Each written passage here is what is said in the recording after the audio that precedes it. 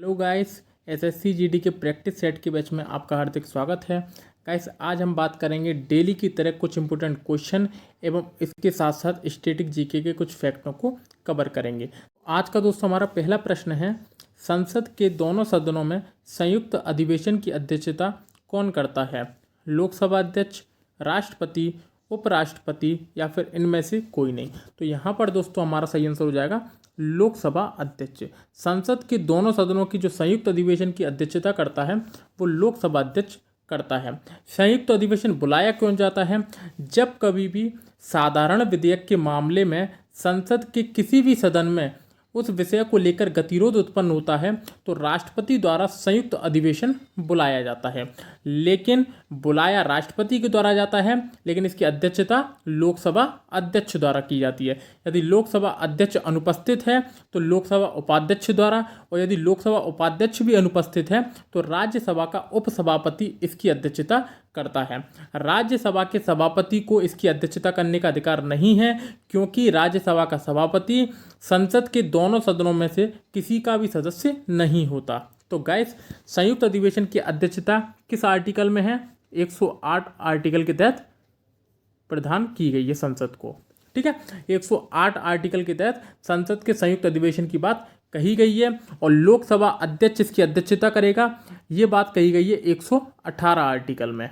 ठीक है, तो 108 आर्टिकल के तहत राष्ट्रपति को संयुक्त अधिवेशन बुलाने का अधिकार है और 118 के तहत लोकसभा अध्यक्ष को संयुक्त अधिवेशन की अध्यक्षता करने का अधिकार है। तो दोस्तों ये क्वेश्चन आपको अच्छे से समझ में आ गया होगा। चलिए बात करते हैं अपने नेक्स्ट क्वेश्चन की तरफ। क्वेश्चन है गाइस अपना, भारत का पहला शासक जिसने मोहम्मद गौरी को पराजित किया था। आपके पास 4 ऑप्शन हैं, पृथ्वीराज चौहान, मूलराज द्वितीय, जयचंद या फिर परमाल देव। तो गाइस यहाँ पर हमारा सही आंसर हो जाएगा मूलराज द्वितीय।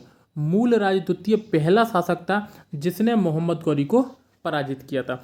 मूलराज द्वितीय ने मोहम्मद गौरी को कब पराजित किया था?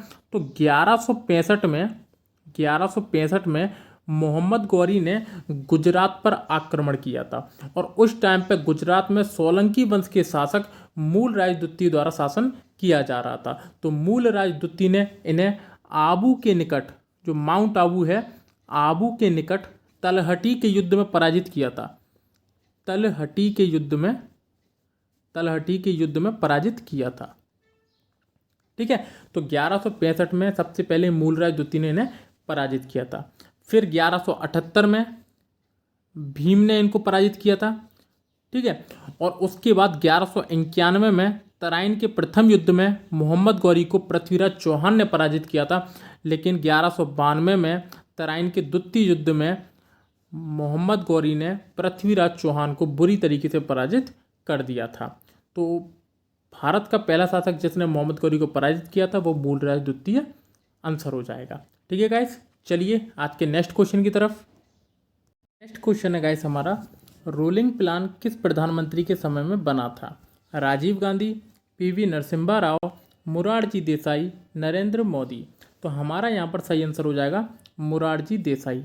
महत्वपूर्ण क्वेश्चन है, इसको हमें समझना किस प्रकार से है। तो गाइस, रोलिंग प्लान कब आया था? जब हमारी 5वीं पंचवर्षीय योजना चल रही थी।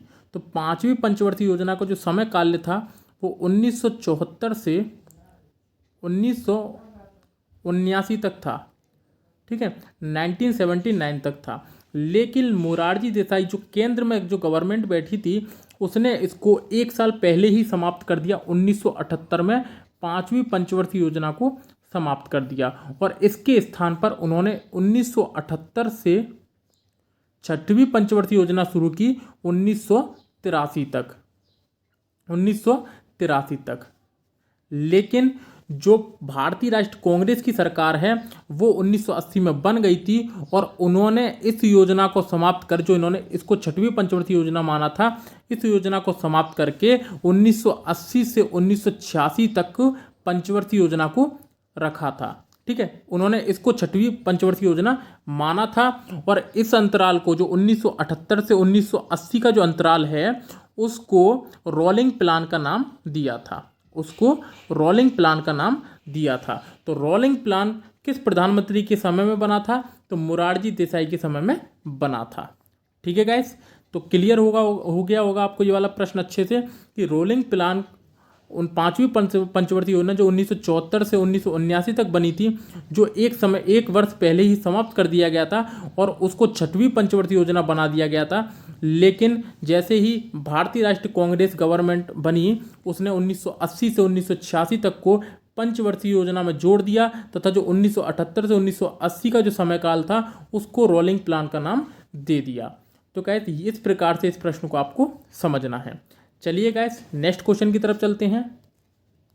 अगला क्वेश्चन दोस्तों, सर्वप्रथम दादा साहब फाल्के पुरस्कार प्राप्त करने वाले व्यक्ति हैं पृथ्वीराज कपूर, देविका रानी रौरिक, कानन देवी, BN सरकार। तो दोस्तों यहाँ पर हमारा सही आंसर हो जाएगा देविका रानी रौरिक। देविका रानी रौरिक ने सबसे पहले दादा साहब फाल्के पुरस्कार प्राप्त किया था। और दादा साहब फाल्के पुरस्कार कब चालू हुआ था?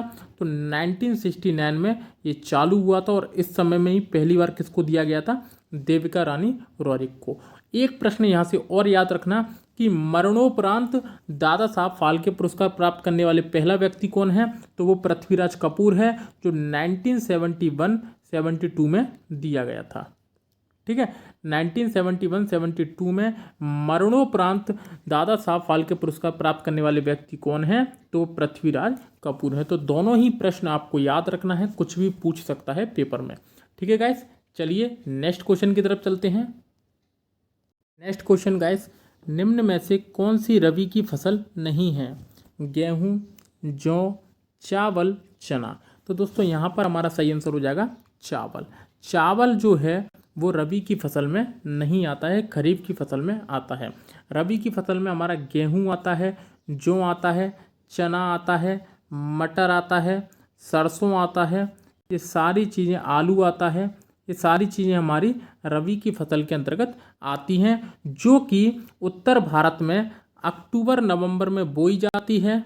अक्टूबर से नवंबर में बोई जाती है और गर्मी के समय में फरवरी और मार्च में काट ली जाती है। फरवरी और मार्च के समय में काट ली जाती है। तो इस प्रकार से दोस्तों आपको ये प्रश्न को याद रखना है। चलिए गाइस नेक्स्ट क्वेश्चन की तरफ। अगला क्वेश्चन है आपका, न्यायालय व्यवस्था का स्वरूप लिया गया है जापान से, अमेरिका से, फ्रांस से, आयरलैंड से। तो दोस्तों यहाँ पर आपका सही आंसर हो जाएगा अमेरिका से। अमेरिका से हमने न्यायालय व्यवस्था का स्वरूप लिया है। तो इस प्रश्न को दोस्तों आपको याद रखना है, फैक्ट है। चलिए गाइस नेक्स्ट क्वेश्चन की तरफ। नेक्स्ट क्वेश्चन दोस्तों, दीवान अमीर कोही विभाग की स्थापना किसने की थी? अलाउद्दीन खिलजी ने, मोहम्मद बिन तुगलक ने, सिकंदर लोधी ने, या फिर इनमें से किसी ने नहीं। तो दोस्तों यहाँ पर आपका सही आंसर हो जाएगा मोहम्मद बिन तुगलक। ये दीवान कोही जो विभाग है, दीवान कोही जो विभाग है, ये कृषि विभाग है। ये कौन सा विभाग है? कृषि विभाग है, जिसकी स्थापना मोहम्मद बिन तुगलक द्वारा, जो कि तुगलक वंश का शासक था, उसके द्वारा की गई। अलाउद्दीन खिलजी के द्वारा एक प्रमुख विभाग था जिसका नाम है दीवान मुस्तक राज। ये पूछ लिया जाता है बार बार पेपर में, दीवान मुस्तक राज। मुस्तक राज ये वित्त विभाग है, ये वित्त विभाग है,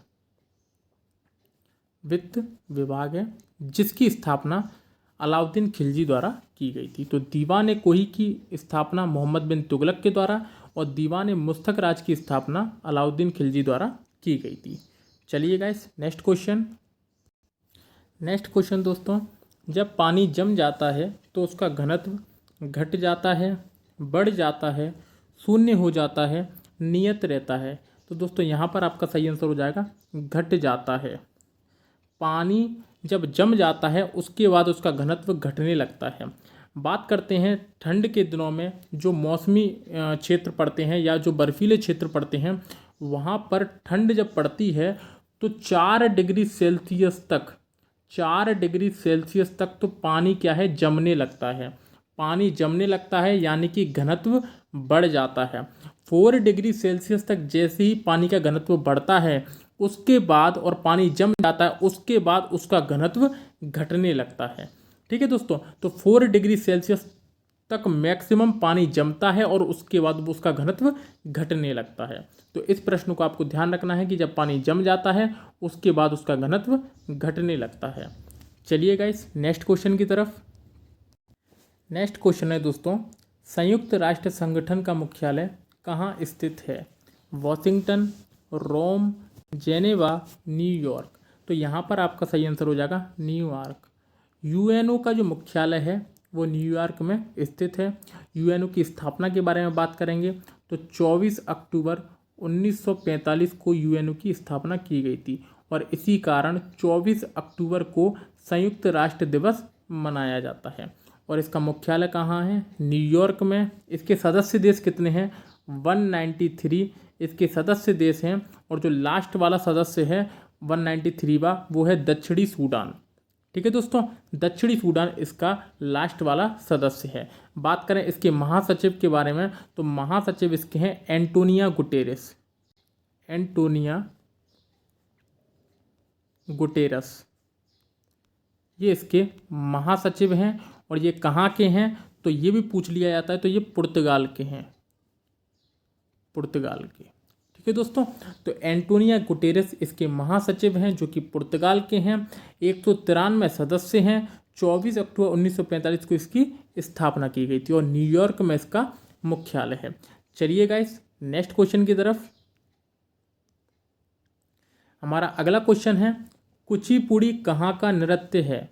उत्तर प्रदेश, आंध्र प्रदेश, मध्य प्रदेश या तमिलनाडु। तो दोस्तों हमारा यहाँ पर सही आंसर हो जाएगा आंध्र प्रदेश। जो कुचिपुड़ी है वो आंध्र प्रदेश का प्रमुख नृत्य है। तो इस प्रकार से दोस्तों आज हमने अपने इस सेट को कवर किया है। यदि वीडियो आपको अच्छी लगी हो तो वीडियो को लाइक कर देना, चैनल को सब्सक्राइब कर देना और बेल आइकन को जरूर दबा लेना। डेली की तरह हम अपने सेटों को लगाएंगे, धीरे धीरे क्वेश्चनों को बढ़ाएंगे और आपको एक तरीके से आपका धीरे धीरे करके पूरे सिलेबस को कवर कर लिया जाएगा। गाइस हमारे यहाँ पर नंबर 85 तक लाने का वादा है। क्यों? क्योंकि हम इस प्रकार से पढ़ा रहे हैं आपको कि आपके कहीं से भी प्रश्न छूटे ना। तो यदि आप लगातार हमारे सेटों को देखते हुए आ रहे हैं तो आप विश्वास मानिए कि आपके 85 प्लस नंबर जरूर आने वाले हैं। ठीक है दोस्तों, तो चलिए दोस्तों बने रहिएगा, फिर मिलते हैं नेक्स्ट क्लास में। तब तक के लिए धन्यवाद।